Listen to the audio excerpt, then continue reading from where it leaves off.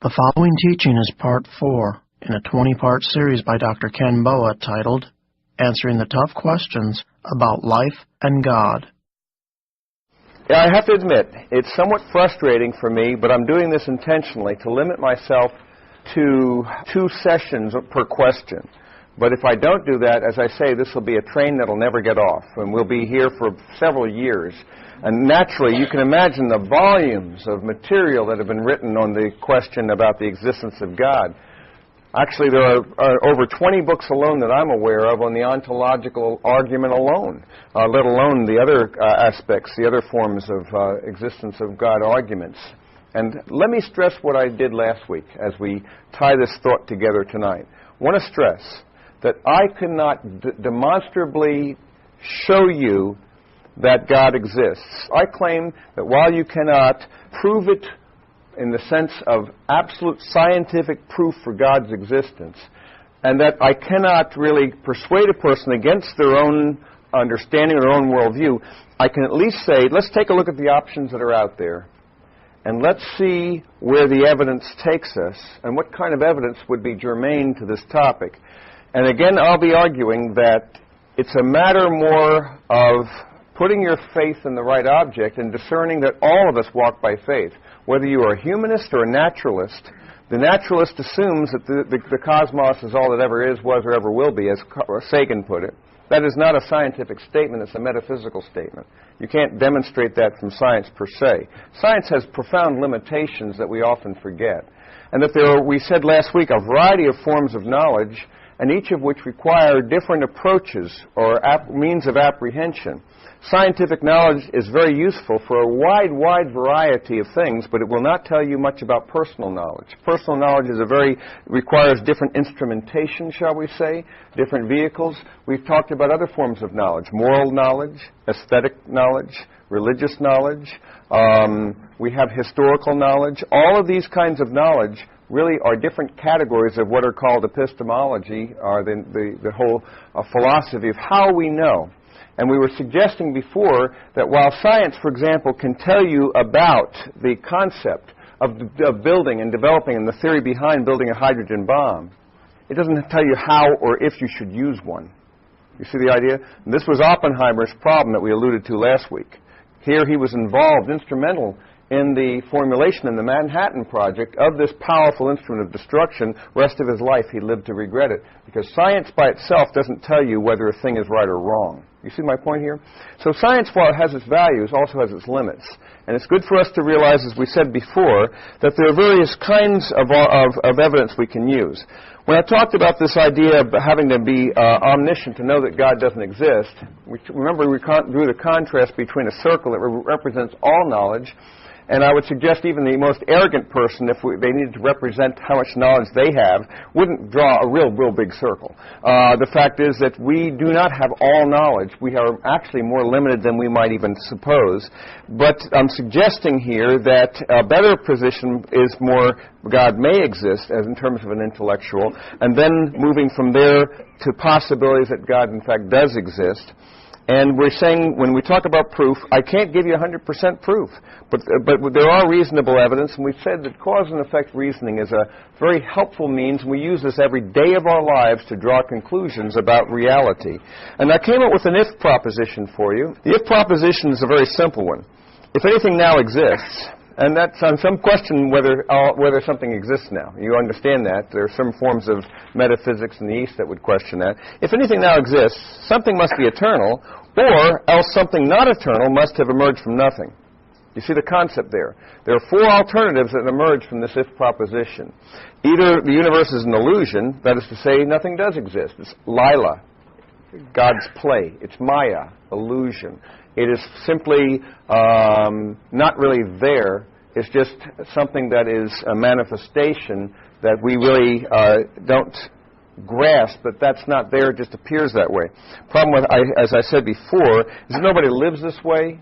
I mean, even the monk, even the Buddhist monk or the Hindu who is into, let's say, Shankara's teachings about monistic vision of the universe that says that ultimate reality is basically all one, but these emanations are illusory. Even with that, the guy will look both ways before he crosses the street. I promise you. I mean, the guy will claim it's an illusion, but he sure won't live that way. I mean, and this is a very important principle. I thought it to be self-defeating, first of all, to make the claim, because you're constantly appealing to logic and to words and to people, other minds, to say that logic and people and other minds don't exist.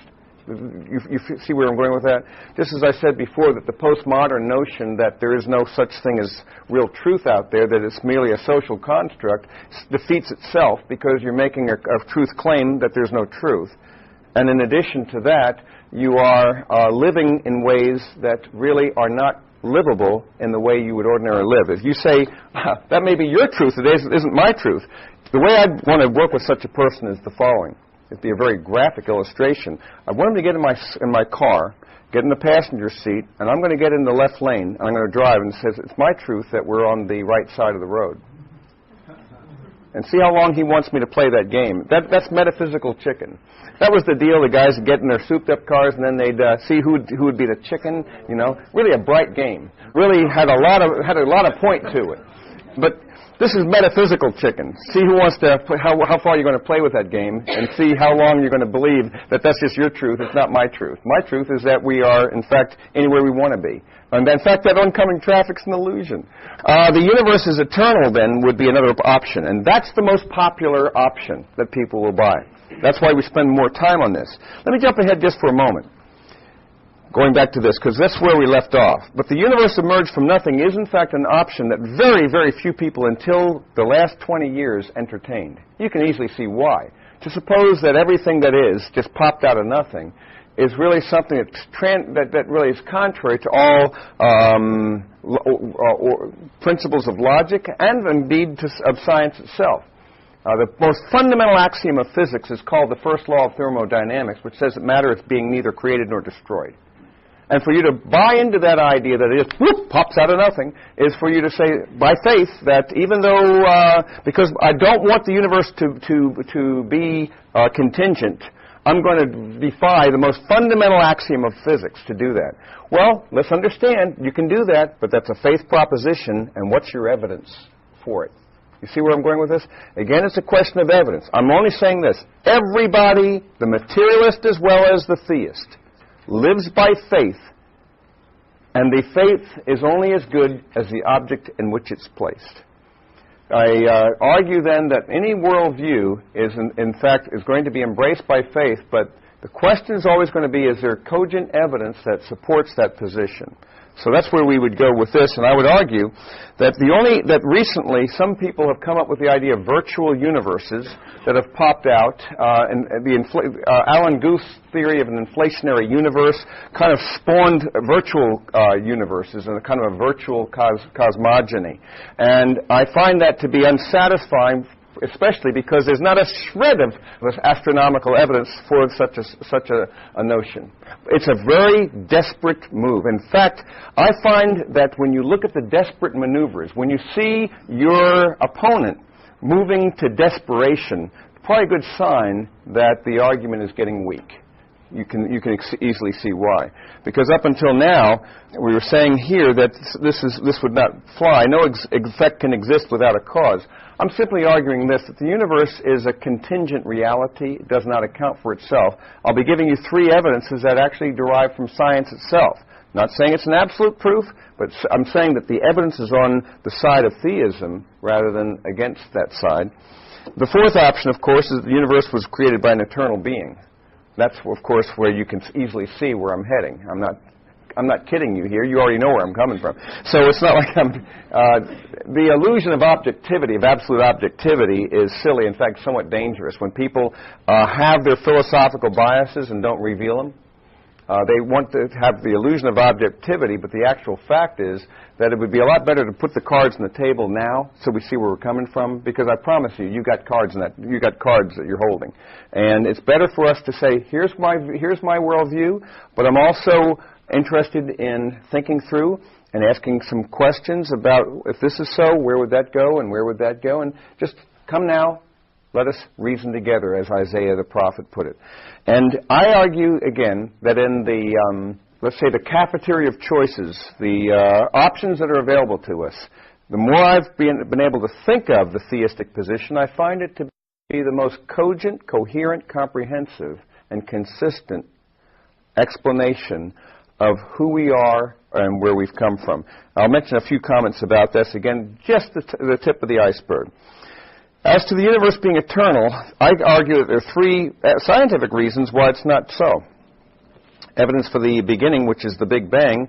And as I said last week, a lot of astronomers desperately were clinging to the Big Bang hypothesis that essentially, the steady state hypothesis that the universe pretty much always existed as it is. And that has been virtually universally discredited now, and many people against their bias finally had to admit that this isn't the case.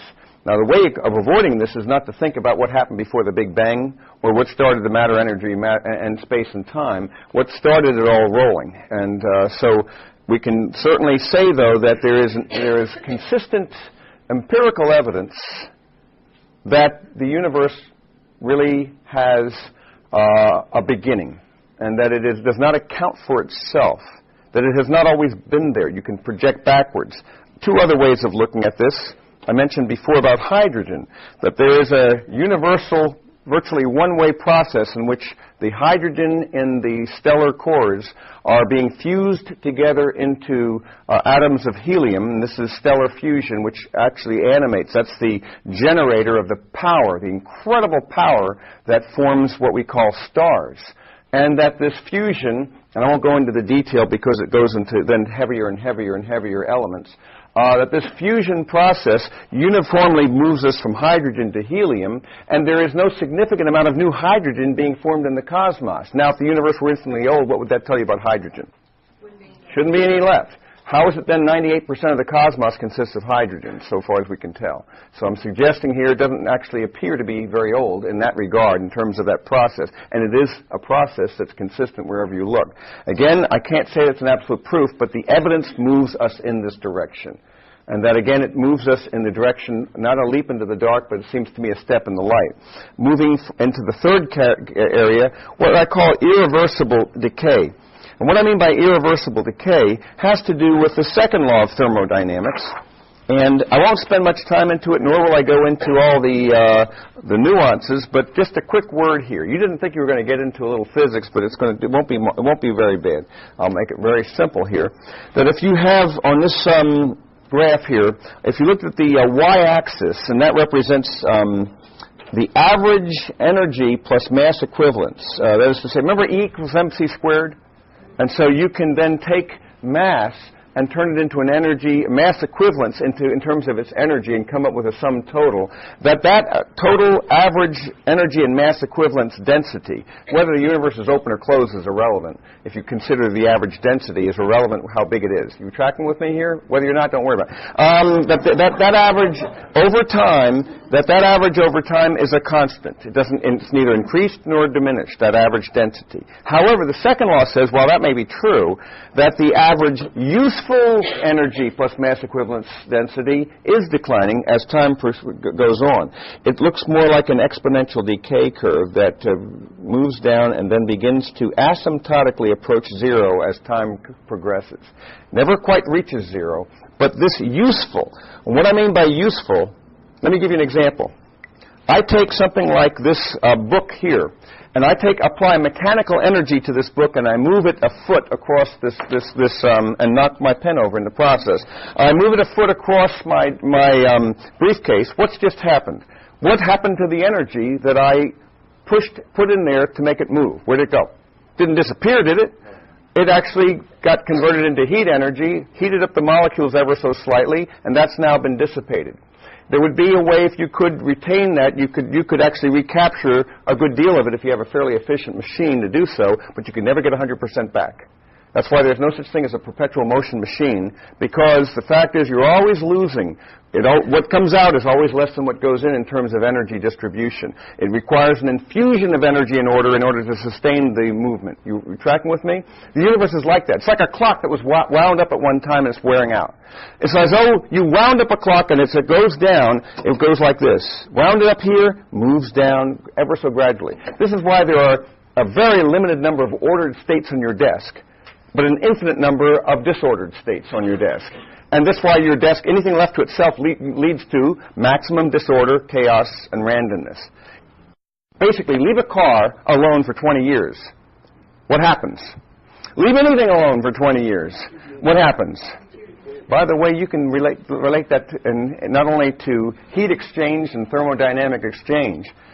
This second law, by the way, explains why it is that when you fill a bathtub with water, half of it's not frozen, the other one's boiling. Could happen theoretically, but it tells us that it gets distributed, and everything moves to a state of maximum equilibrium. So suppose, for example, I have boiling water in a bathtub, and I pour ice-cold water inside. What happens? As time goes by, what happens?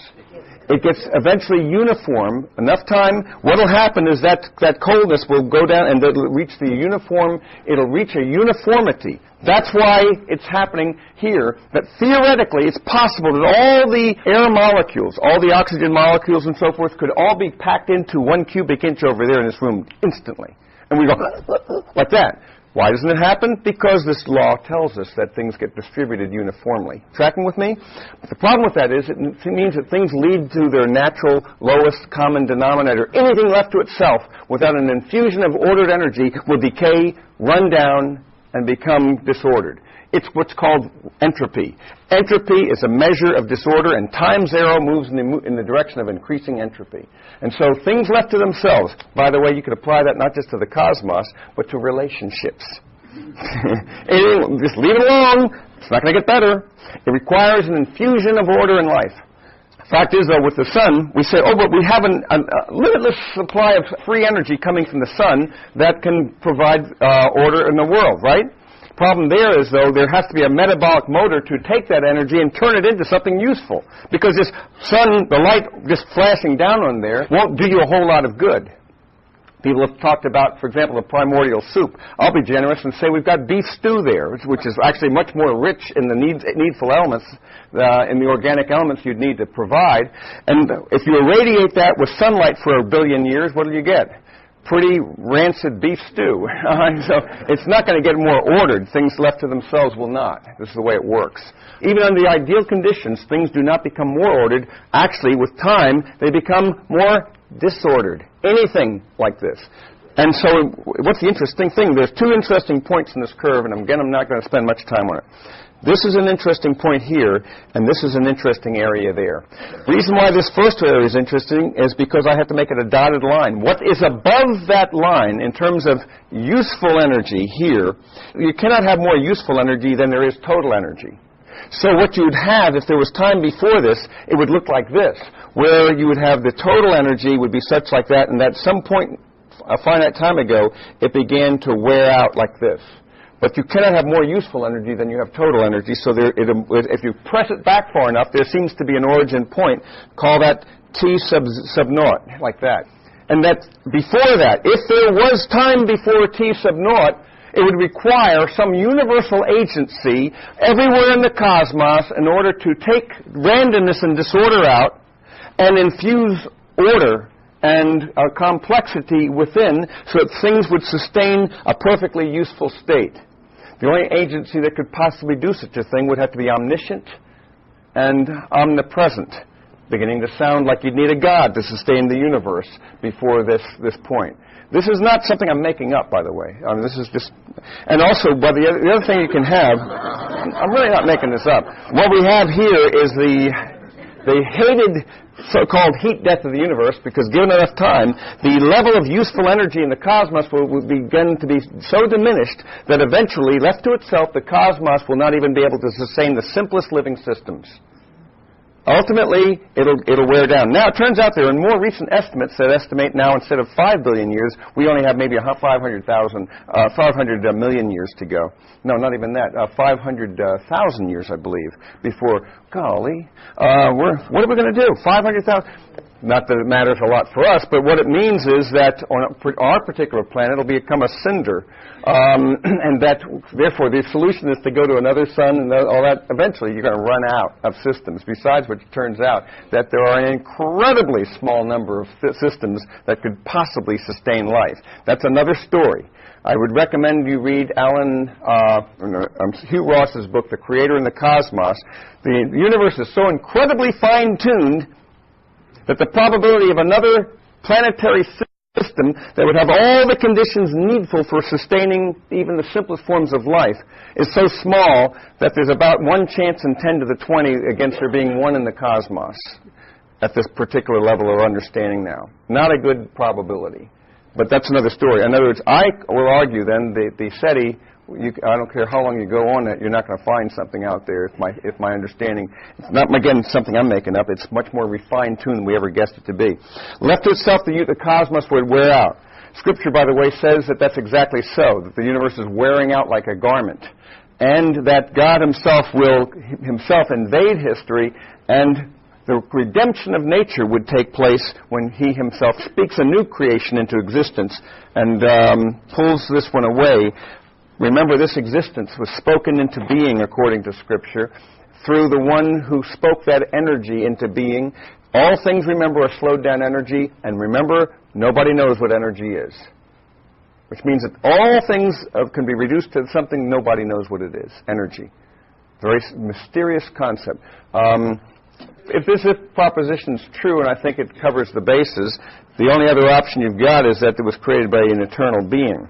And I find that this question, then some people say, wait a minute, that's unfair. Who caused God? You ever hear that question like that? But you see, here's the difference.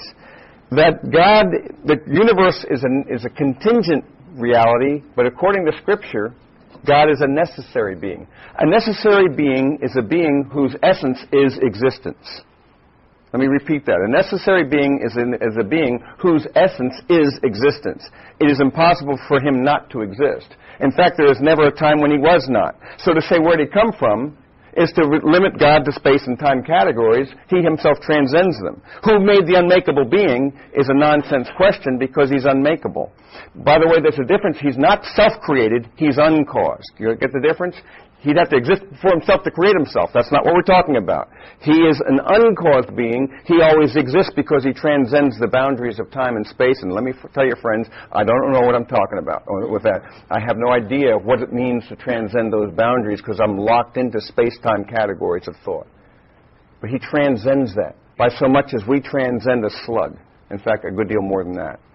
And so we have this revelation here, a cogent revelation of the being who says, I am the I am. When, remember, Moses is asked, who shall I say send him?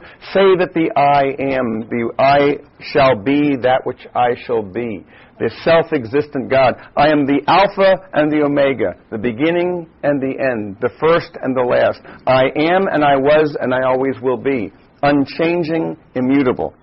Now, I suggest that we can go beyond that, though, to some more positive lines of evidence, and that would be where we talk about the question of personal or impersonal, and some reasons why I think the evidence in the cosmos point beyond itself to even more than just an impersonal being. What I've been using so far is what's called the cosmological argument, variation of that.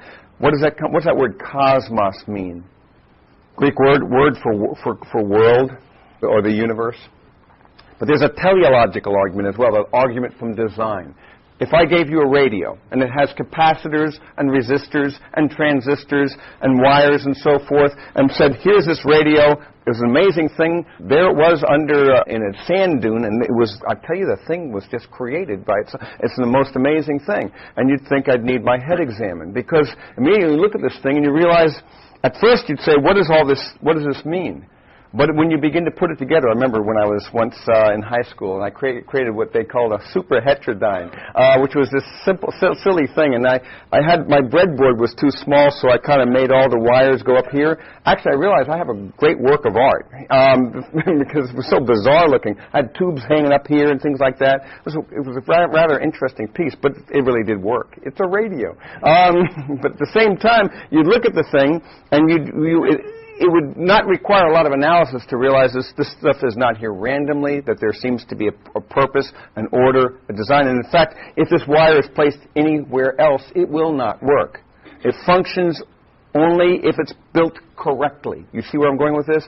Let me suggest to you that a computer is very much that way, only a great deal more sophisticated. And let me suggest to you that the simplest one-celled creature, or any cell at all, pick a cell, any cell, whether it's plant or animal, and that cell is vastly more complex than the most complex computer ever designed. I won't go into how it manufactures proteins and enzymes and how it manufactures all the materials it needs for digestion and for reproduction and replication and so forth and information transfer. But it's exquisitely complex, in fact so complex that we had no idea what it was. That's why Michael Behe calls the cell, the nucleus of the cell, Darwin's black box. Because at that time, it was a black box, and you figure it's like Calvin and Hobbes, and he gets into this box, and it's his time machine. That's great. Don't analyze the box. It just gets me where I want to go. But when you press hard enough and say, what would it take? You see what I'm saying here? That black box turns out to be more than you might have supposed. You might have supposed that things just kind of in the soup got together and had formed this thing. It's like saying, and this is why I'm always fascinated when we talk about, well, this planet has a lot of water on it. This moon has water. Next thing we have life. That's like saying we have silicon in the desert, and next thing we'll have computer chips. It's about that. I'm not joking here. That's the analogy we're dealing with here. So I'm suggesting here that it's very much more than it first appears. I say that the complexity of the universe is such that design requires a designer. I believe that as I look at it, there's a philosophically absurd position that would set chaos produces order, that lifeless matter produces life, chance produces intelligence, and accidents produce purpose. Now, it's a popular myth of our time. We call it macroevolution. I believe in microevolution, but I'm not really impressed by even the neo-Darwinian synthesis that is now coming under tremendous attack by cogent evidence that shows that evidence from, for example, just from molecular biology alone, if we limited ourselves to that, shows that there are irreducibly complex systems in the natural order. Thousands, nay, millions of irreducibly complex systems that are such that if one part is not right and there in place from the get-go, it won't work. And we're talking about, for example, if we look at the cascade of processes that are required of proteins and so forth just to keep your blood from clotting, to keep it clotting without clotting your whole circulatory system, or for you to be able to see all there's a cascade of effects. Everyone's got to work perfectly and in sync and have to work from that way from the get-go. It's true of anything. Michael Behe uses the illustration of a mousetrap that has 5 basic elements. And you have a spring, you have the little platform that holds it together, and all the hammer and all those things. And I tell you, with a mousetrap that has 4 out of 5 won't work. They all have to be in place, and they all have to be in the right proportion. And in all another proposition, I'm suggesting here that more and more evidence is showing once again, whether it's a cilium or a flagellum or anything like that, these are powerfully complex systems that require literally hundreds of proteins and hundreds of systems to work together in concert for us to have this movement in these systems, and that what appeared to be cogent 100 years ago, I think it was George Bernard Shaw who made the following statement: give me 1,000,000 monkeys and let them pound away on 1,000,000 typewriters simultaneously, and one of them is eventually going to pound out a play of Shakespeare. Give me enough time. It may take 1 billion years, it may take 1 trillion years, but one of them will. At first, it sounds like it could be plausible. It's the old idea, give me enough time, anything can happen, until you get down to cases and put it with numbers. If you suppose that each million of these 1,000,000 monkeys has a typewriter that has 40 keys. It doesn't matter if it's upper or lower case, don't worry about spaces. They type at an average of 100 words per minute. You feed them bananas and peanut butter and keep them going, and they're doing it 24 hours a day. How long would it take for one of those? And you have these plays. Let's simplify the plays. Let's take a play, whether it's Othello and that play or Macbeth. That play, Macbeth, has 4 letters. Let's just say that the play has only 4 letters per word, and that so we won't make them complicated. So how long would it take for one of them to bang out the first word, which is just 4 letters in proper sequence? Well, you only need 1 out of 1,000,000 to do it. That's why you have 1,000,000 doing it. We're not talking a long time, about 12 seconds. Get the first word. Second word, that's 8 in a row. Don't worry about the upper and lower cases or about your spaces. How long will that take? About 5 days. One of them will hit it in 5 days. 3 words, 12 letters, 100 years. 4 words, 16 letters, 100 billion years. What happened? Exponential decay. Because what's happening, exponential curve of probability working against you. To get 16 characters in sequence along that line, it would take 100 billion years, which is approximately almost 10 times the estimated age of the universe. You begin to track with me here? Forget about the first act. Forget about the first scene. Don't worry about the first play and so forth. The first paragraph. You with me? What sounds plausible? Give me enough time. When you get down to hard cases, it never plays out that way. I'm suggesting to you that the amino acids that are forming proteins, that to get the sequence of what's called specified complexity, because it's not just complex, it has information attached to it. Remember that the information, as I said last week, is independent of the medium. You can, and I can, for example, I could write out a letter, and there's information, but it's not in the page, is it? It's not reduced to a bunch of signs on a piece of paper. Would you all agree with that? In fact, I can take that information, I could scan it. Now where's the information? It's in my scanner. And now it's been digitalized. What can I do with that scanner? I can put it into a program, and now it's in another form. It's now in a word processing document. I can then take that same information, and I can send it as an email attachment. Is it in the email? You see, the information transcends the actual medium. And that information is actually there. It's called specified complexity. And as I said last week, you in the right hand of the double helix that we call DNA, the right ladder, that right side, it's only on one side that carries the information for protein building. Every one of those nucleotides, and there are 4 basic types, working together, names a protein, an amino acid. Every 3 of them names one of the 20 amino acids. And this thing builds and builds and builds until you have a system whereby the cell, through that information, can shape and create any kind of protein it needs for a particular purpose and do it in a split second. And I won't go into that detail. But I'm just explaining to you, because it's a wonderful process that's awe-inspiring with transfer RNA and messenger RNA and all that good stuff. But I'm suggesting to you that what's fascinating here, when you look at that double helix like this, and it's moving down like this, and it's in the ladder, and this is one little part of it, that it turns out that when you're looking at each of these nucleotides, and these 3, this may be guanine, cytosine, and thymine, for example, that would correspond to a particular amino acid, and it would send a signal to create that. But fascinating that this connection, which is along this line, is independent of the chemistry, because there's no particular reason, chemically speaking, why this would be next to that or that next to that. You have information there that transcends the chemistry. It's as though I had then information plugged in there, specified complexity. Not just complexity, but ordered complexity. Not gibberish, but actually a language. And a mighty sophisticated one at that. We'll stop with that point. The next point that I've got on our chart is that the nature of humans, our thought, our aesthetics, and our morality. I argue, and I'm not going to go into detail here, but let's take the argument from thought. That the human mind cannot be the product of an impersonal process insofar as it's self-defeating that to argue that the mind is merely the physical brain, which is merely a result of irrational causes, because to do that you're using your brain to say that your brain is irrational. If you put it that way, you're using your mind to say that your mind is actually a bunch of irrational causes. It's self-defeater is what's happening here. It's like trying to prove that there are no proofs. There is a universal understanding that some things really are beautiful and some are not, although we're now getting this silly postmodern idea that all art is created equal and all musics are created equal. What we have here is a thing called time. The thing called time has a way, doesn't it, of culling the trash? Have you noticed this over the years, the centuries, the trash disappears? Which is scary. How many of the popular stuff in the bookstores today will make it 100 years from now? Precious little, precious little. And what I'm suggesting, that there is then a reasonable way through literary criticism, aesthetic criticism, and so forth, of evaluating a work of art and so forth. There are certain parameters we can use. Yes, there's a measure of subjectivity, but there's still a remarkable amount of order, just as there's even more when it comes to morality. That all cultures seem to honor honesty, wisdom, courage, and fairness. wherever they are, whether the ancient Greeks or the Assyrians or the Chinese, or more recently, cultures around the world. And that these concepts seem to be universal values.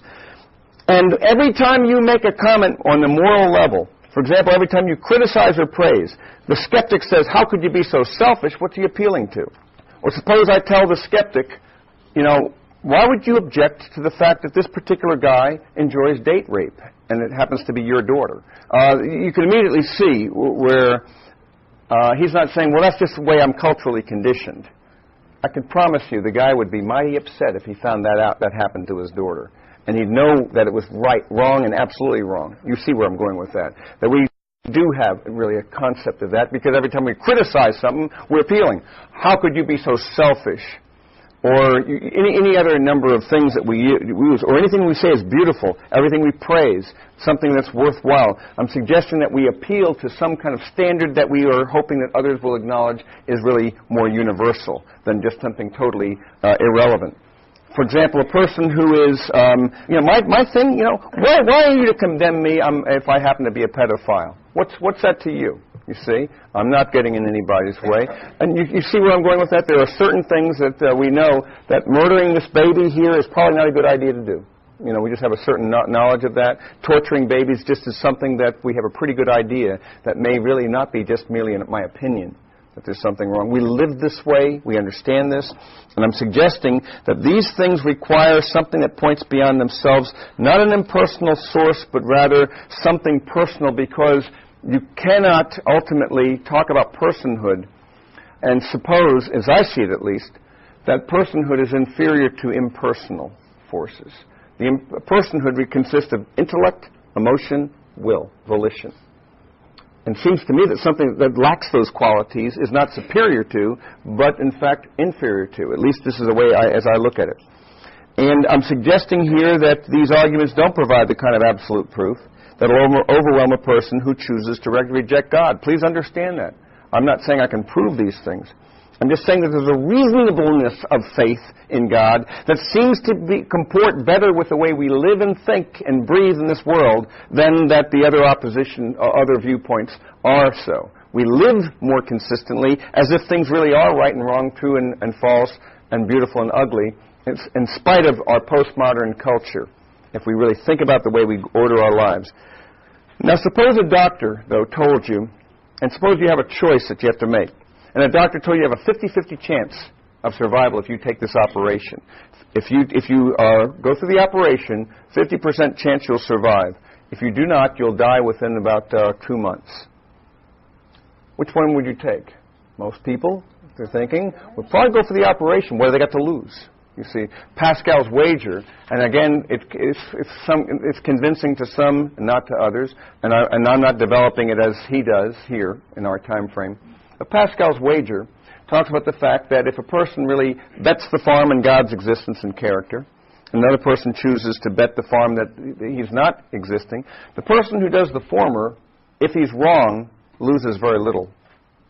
But if the person bets on the other and he's wrong, he loses everything. So even if it was a 50-50, which way would you want to bet? Ultimately, a choice will be made. And as I said before, when we talk about Jesus Christ, we're going to see that to ignore Christ and his claims is tantamount to rejecting him, as we'll see, because you cannot not decide. There's the rub. You cannot be utterly indifferent. As Kerouac put it, remember in his famous title of his book, On the Road? You're all on the road, and you can't get off that. We don't have some Archimedean objective point by which we can look down on all these people below. We're one of them. And a choice will be made, and you'll choose either to move in the direction of that evidence or away from that evidence. But after a while, at the end of the day, it's very, according to Scripture, much more than an intellectual. There's also a volitional component that has to do it. As Jesus put it, if anyone is willing to do my Father's will, he will know the truth, whether I speak for myself or whether the Father is speaking in me.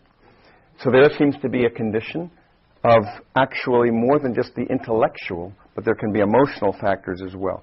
Well, that gets me down to I'm suggesting that a personal God provides for me a more satisfactory position for meaning, value, and purpose. But I've allowed you to have some time. So I've boiled everything down into the most distilled nutshell so we can interact a little bit. And I have 10 minutes to do it.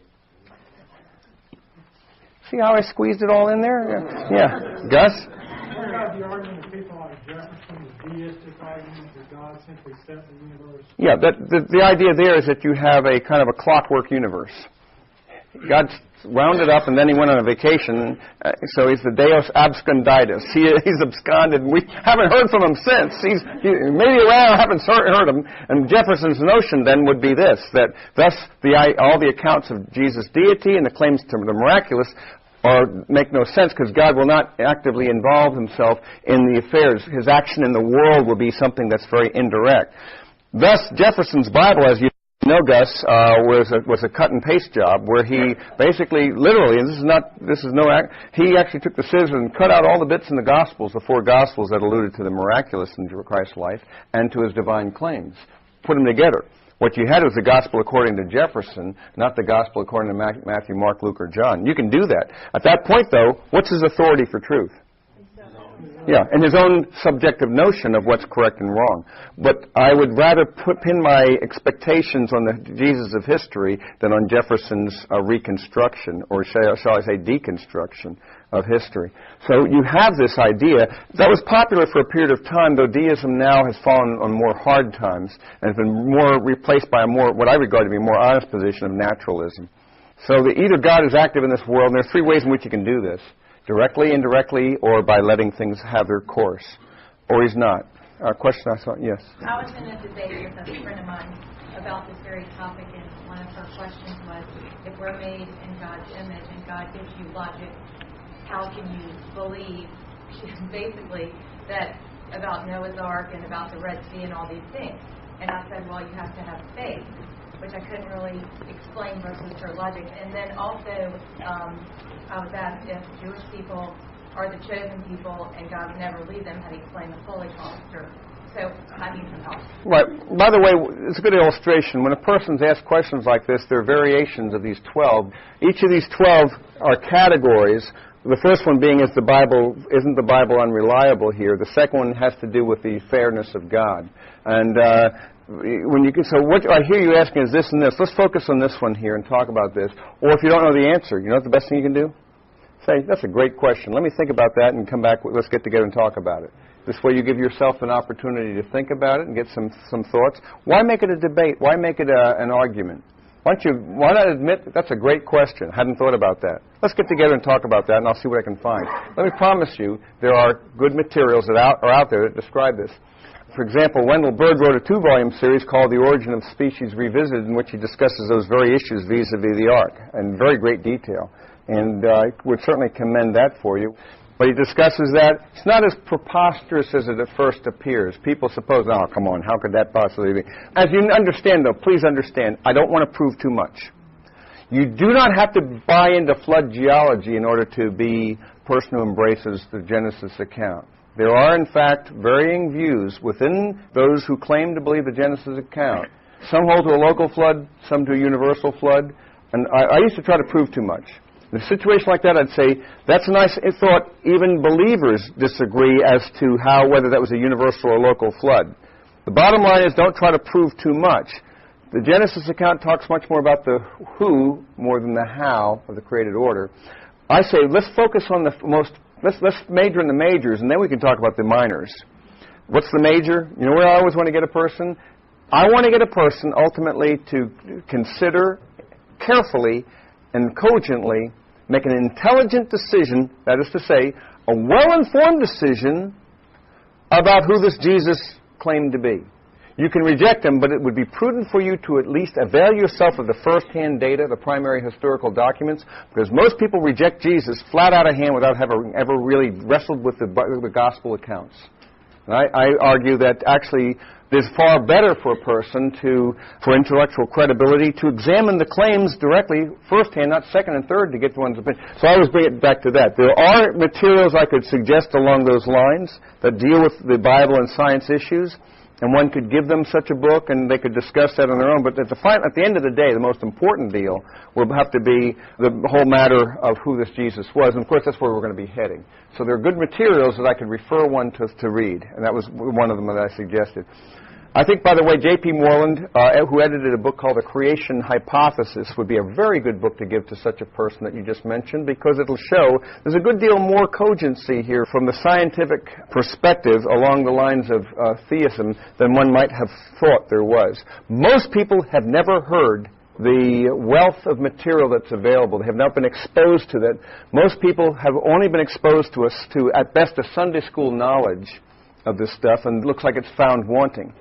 But I think there's a good deal more to it than that. As to the Jews, the question that was raised there, it's an issue that Paul deals with a good deal in Romans 9, 10, 11. Best account that I know is the Theology of the Holocaust by my friend Barry Leventhal, a Jewish believer himself, and who did the most definitive work that deals with that whole issue of the Holocaust. And by the way, these kinds of things are discussed in the prophets themselves. But we won't go into that. The prophets themselves anticipated that the Jewish people would actually encounter a great deal of horrible opposition, and in fact, efforts to systematically exterminate them. By the way, that actually happened in the book of Esther. Even before this, there have been a process. And I won't go into the details, but there is a unique condition, and Romans 9, 10, 11 talks about that in some detail, particularly chapter 11. But we'll talk about that maybe a little bit later on. Next week, we're going to talk about why believe in miracles. Next week, we're going to say, hasn't science disproved the possibility that there are all these crazy things? Noah's Ark, for example, all these miracles of the Bible that have been disproved by the Scriptures. Well, we'll take a closer look at that next week. Let me close in a prayer. Lord, we thank you for our time together, and we ask that you would guide us into all truth. We ask in Jesus' name. Amen. This concludes Dr. Ken Boa's teaching. For more information about Reflections Ministries, please visit us on the web at www.reflectionsministries.org.